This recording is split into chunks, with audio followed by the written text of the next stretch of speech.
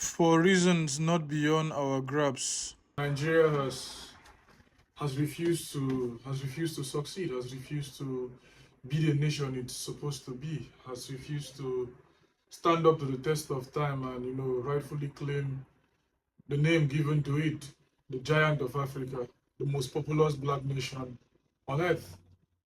All these confusions are the things that have led to the current agitations we're seeing and the need for a serious protest, a revolt and a revolution, rightly so. But what do you get? You get people miscreating the meanings of things. What is a protest? Why are people protesting? Why are they on the street? Why are they agitating? They're agitating because the country is unbearable. The country has refused to be what it's supposed to be.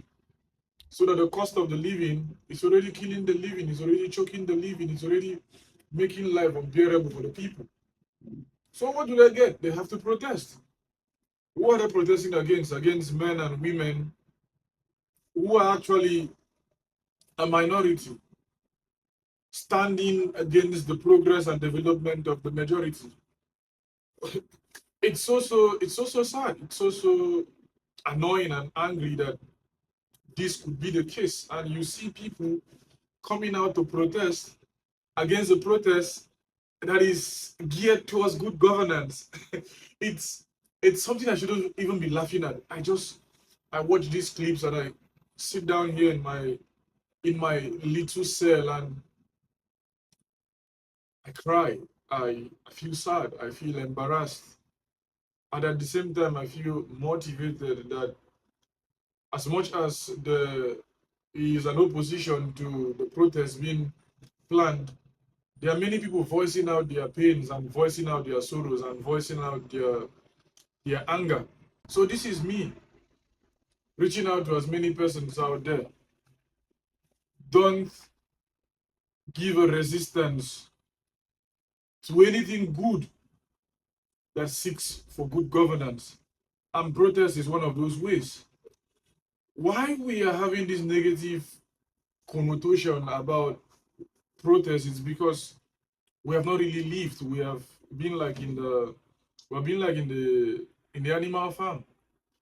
It reminds me of this song.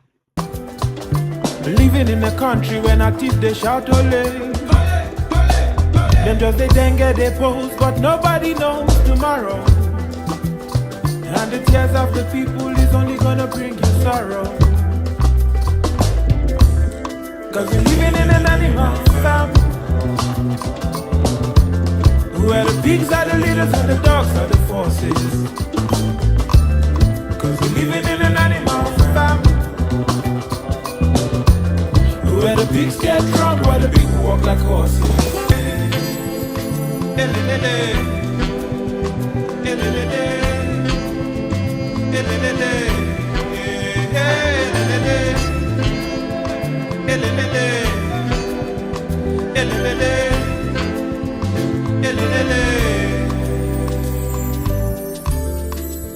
Pour your rain on us, cause the people don't suffer.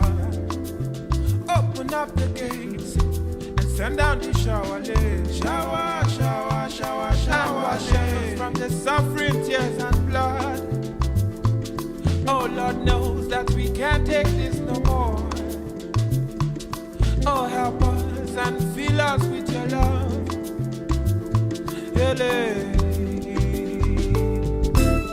Cause we're living in an animal farm, where the pigs are the leaders and the dogs are the forces. Cause we're living in an animal farm, where the pigs get drunk while the people walk like horses.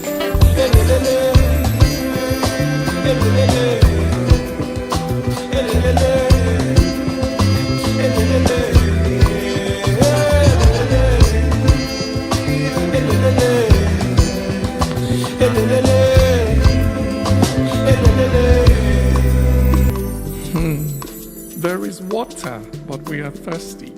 There is food, but we are hungry. In great wealth, we are in poverty, trekking while our leaders ride in prosperity. Look, private jets in a land where the roads are in jeopardy. This injustice is rooted in inequality. For while some are rewarded far beyond their ability, while some are promoted far above their capacity, others, on account of their faith or ethnicity, are never given the opportunity to be. See, all animals are equal, but the tragedy is here in this place. Some animals are more equal than others. Where the pigs are the leaders and the dogs are the bosses. We're living in an animal farm, where the pigs get drunk while the people walk like horses.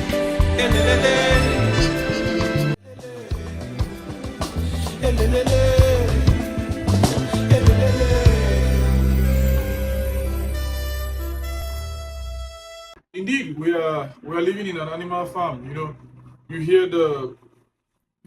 Dike in this particular rendition and this particular piece of art. You could hear it clearly. There's nothing out there, my people. There's nothing out there. Nobody is coming to save us. We are the ones that will save ourselves. We are the ones that will do ourselves a favor. We are the ones that will stand up for the things we ought to stand up for. Nobody is coming to save you. Nobody. Nobody is coming to save you. You have to save yourself. And how do you do that? Go out and protest. Make it peaceful. A protest ordinarily is a peaceful activity. It's not supposed to be disruptive. It's because leaders have refused to be leaders. Leaders have refused to listen to the people. Leaders have refused to take up responsibilities for their action.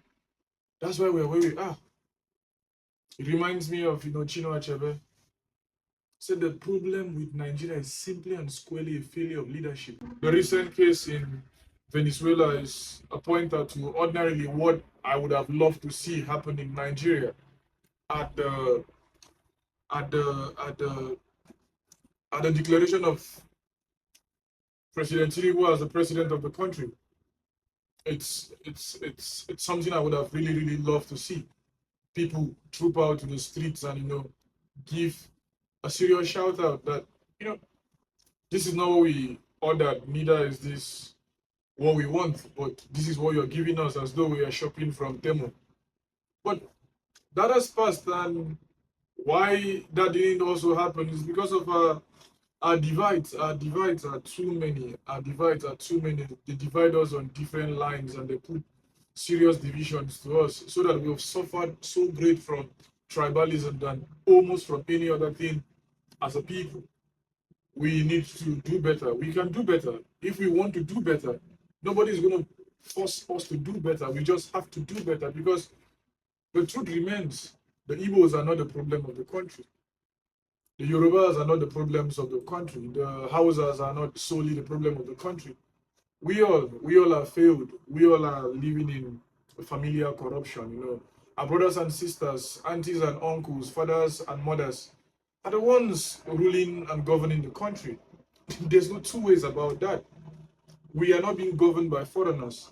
You might want to talk about neo-colonialism, good and fine. It's a thing to be talked about. It's a thing to really look at squarely. And many persons have come up with the idea that, we as a country should be a kind of, let's say, recolonized, so that we will get the tenets of how to live in a modern society. To such extremism, I kick against it, because for you to make such claims, you make the whole idea of colonialism a thing to be shoved under the carpet and looked at as something pleasurable. Man, colonialism was not funny. It's not still funny even as we speak now, because the hands of our colonizers, the hands of our oppressors are still holding to the hems and edges of our political landscape and our means of governance, a thing that we also still have to work at and still have to work on. But as to the issues on ground, we have to put our differences aside and look at what the problems facing the country actually are. Peter Obi has said it all. You might hate the man for what you want, but you don't hate him for the right reason.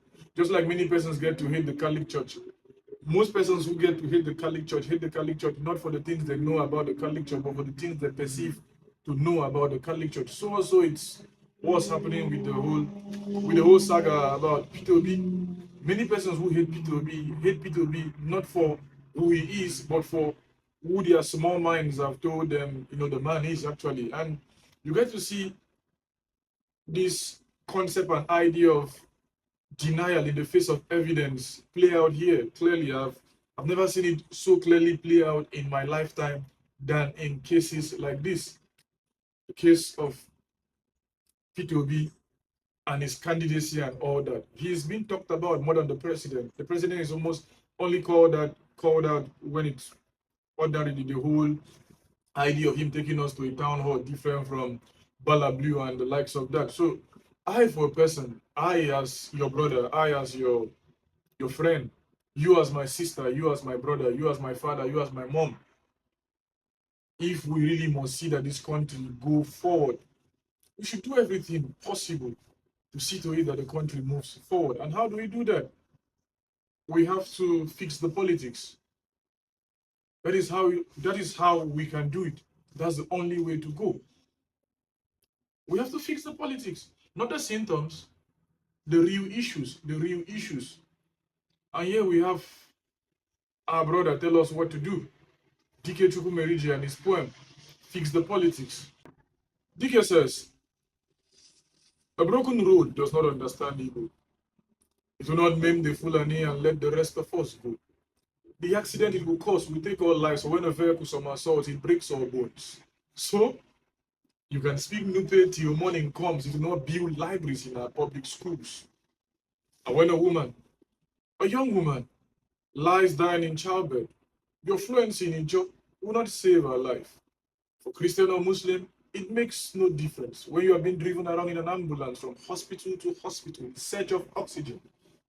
Northerner or Southerner, you would die suffocating. Because, my people, that's the truth of the matter. You would die of causes easily preventable, like no fuel for police to respond to your distress call, no water, no light, no nurses, no jobs. Nothing kills as efficiently. It's bad governance. That's what we are having. That is where we are at the moment. Bad governance. That is where we are, my people. Bad governance. That is what we are fighting. Don't think we're fighting a president who is from Europe. I don't think we are not even sure where he's from. We don't know his pedigree. We just know Sheyi Tinubu. We just know Asiwaju Tinubu, and we know probably Sheyi Law. We don't really know where our president is from. We barely know anything about him.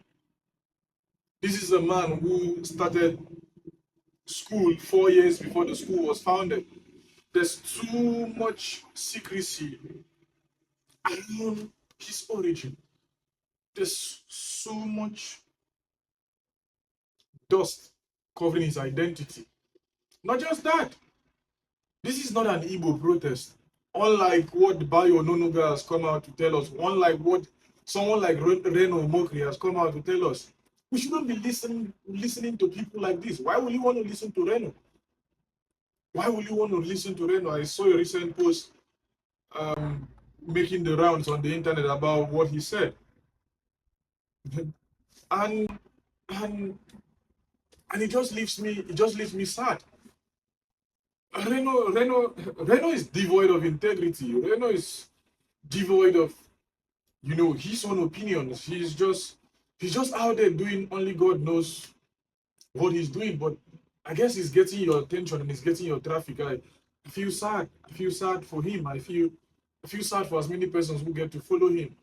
Not to say that he doesn't dole out a couple of stuff here and there, but as it comes to integrity, you cannot be listening to Reno, or you're listening to Nsima on X and on YouTube. What does the guy has to tell you? This is a guy who has completely lost his mind. That's if he had a mind before. You should listen to the hunger, the anger in our street. You should listen to these problems. You should listen to the challenges. You should listen to the problems you and I are facing. You in Nigeria, me abroad. We're all going through the same stuff.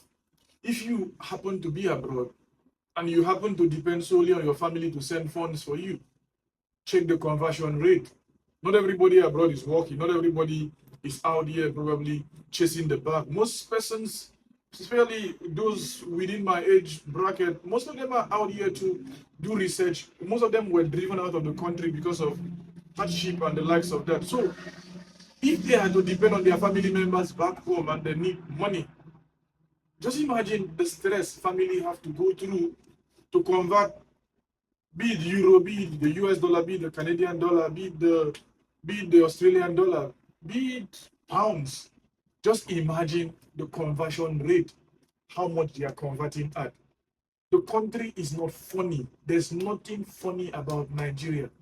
There's hunger, there's anger, there's pain. People are suffering. People are really suffering. People are really suffering. Dike continues, I like the poems and I like the works of Dike so much. They speak to the Nigerian reality. They are not superfluous. They are not so high above that you cannot understand them. You don't need to have a certain sense of poetic understanding of rhythms and all rhymes and all that to get to understand Dike. Dike is very simple to understand. Dike is very simple to understand. Yet, he speaks to the crux of our issues. He speaks to the problems we have as a nation. He speaks to all we are having. Your mother is currently facing the challenges we are facing. Your father is currently facing the same challenges my own mom is facing. Your uncles, your aunties, everybody is feeling the heat. Nobody is out there completely okay. The only persons that are okay at the moment within the Nigerian climate are those who benefit from such atrocities, are those who benefit from such corrupt practices, are those who, one way or the other, have come to terms with making Nigeria a dumping ground for all their crazy and stupid ideas that get to put money on their table. And on the idea of and on the fear of the protest being hijacked, yeah, we ought to expect that.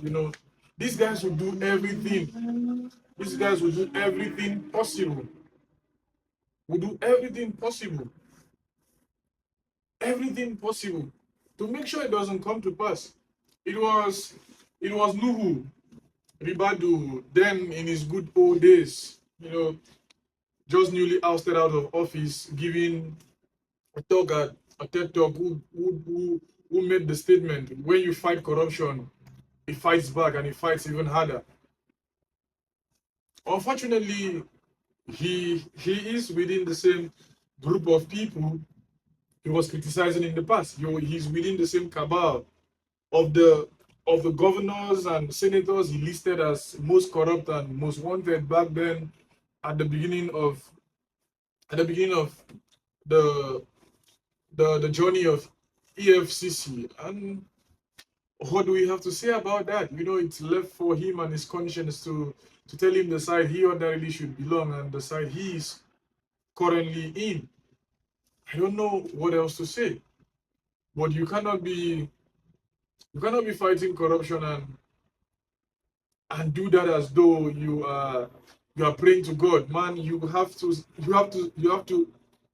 be on the streets. You have to really do it. You have to do it in ways you can ordinarily do. You have to support the fight for justice, the fight for a sane society, a fight for peace, to get half of the things you get to see when you travel abroad. They say Rome wasn't built in a day. It wasn't also conquered in a day. It took time. There were lots of stages and eras that saw to it that Rome got built, and its destruction and its coming to an end also definitely took years. We're not expecting everything to change overnight. We're not going out there for anarchy. We're not going out there to make war. Why it looks like it's a call for anarchy is simply the fact that Nigeria is still in that, the crude age of man, I must say, because Nigeria indeed is blessed, but governed by very, very uninteresting elements. And tribalism gets to play its game, and thanks to such. And nepotism also is there, and the greatest of them being lack of proper education, because we are over 200 million people, but if you check the ratio of those who are really educated, not those who went to school, not those who have a certificate, those who really know the basic things about the country, those who understand the political climate where they find themselves as Nigerians. These people, this particular group, indeed is very few. You talk about politics, they get to tell you it's boring, but I can tell you for free, there's barely anything you do that doesn't involve politics. That's why Dike will say, if you're tired of the hunger, the anger in our streets, if you're tired of children dying before age 5, if you're tired of insecurity, fix the politics.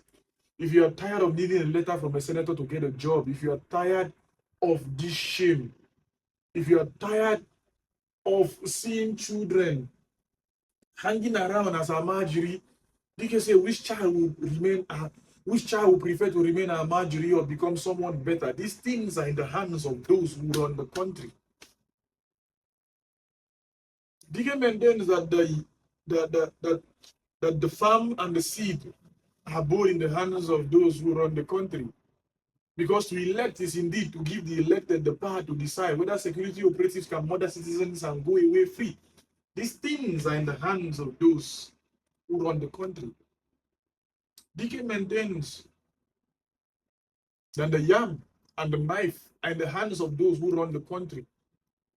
Because to elect is to give the elected power over life. This is what we see, It's unfortunate that what happened last year happened. And I call our attention to Dike's poem. I voted for Peter Obi. I voted for Peter Obi, but I did not jump any queue for Peter Obi. I did not smuggle anybody into the polling booth for Peter Obi. I did not brandish a knife or threaten anybody in my polling unit for Peter Obi. I did not snatch a ballot box, stuff a ballot box, break a ballot box for Peter Obi. I did not pay anybody to change any results for Peter Obi. I did not steal, I did not kill for Peter Obi. What I did for my candidate was stand in line.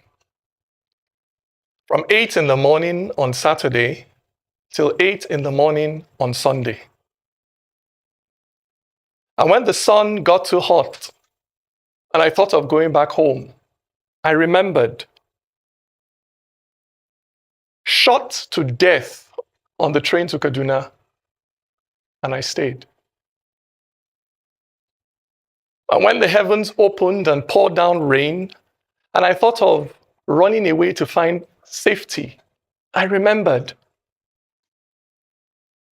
Stuck at home for months because of ASU strike, and I stayed. Through my hunger, through my thirst, through my worry whether the children I left at home were fine, I stayed. Because what I wanted to give my candidate, what I ended up putting in that ballot box was not a piece of paper. What I ended up putting in that ballot box was my hope for a country where young people would not be so disillusioned by the actions of their own parents, of their own leaders, that they will be willing to risk crossing the Sahara Desert on foot just to escape. That was what I put in that ballot box. That was what my presiding officer refused to upload for 3 days.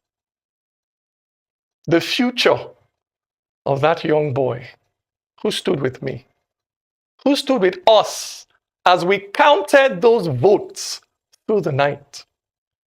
He was a first-time voter, pregnant with hope.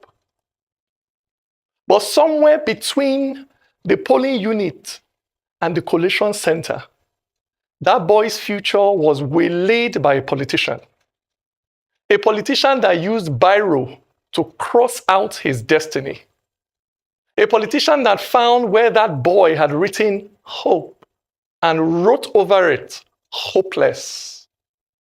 Yes, it is a terrible thing when a Nigerian is kidnapped on the way to Zamfara or Makurdi or Enugu. But it is infinitely worse when Nigeria herself is kidnapped on the way to the collation center. I tell you, my brother, my sister, it is not Nigeria that has her foot on your neck. It is not the Fulani or the Igbo, the Christian or the Muslim that has their finger wrapped around your neck and are now squeezing the civic life out of you. It is not those Yoruba people that don't give a damn whether you eat, whether you have a decent house to sleep in, whether you're able to find a job 5 years after graduating. It is not North or South that uses 8 years to build one bridge or to repair one pothole in the middle of your road. It is that politician who is willing to kill, who is willing to steal to stay in power. That is your enemy. Many of you have been so serially abused that you have now fallen in love with your kidnapper. That you now hail the swagger of those who steal destinies. You admire the confidence of those who use the future of the Almajiri to fuel their cars. But not me. Me, I would rather be a gate man in heaven than a king in hell. Me, my heart will always be there, standing in line with that young boy, waiting patiently for the day when our hopes will count. Nigeria, count our hopes. For it is bearable, it is honorable to lose in a contest that is fair. But nobody who steals political power will use it for good. Nigeria, count our hopes. This post is not about P2B. This post is not about all of that. This post is just about one man trying to see to it that the country gets better. Dike listed out a whole lot of things that made him wanted to vote for P2B and why he liked P2B. And I would like us to also look at it. So we see that we are fighting a very, very serious, but you don't have to necessarily like P2B. You don't necessarily have to accept with everything he does. Recently, Kenneth Okonkwo has left the Labour Party, but I read that particular stuff and I just shook my head. And sometimes you have to give people a couple of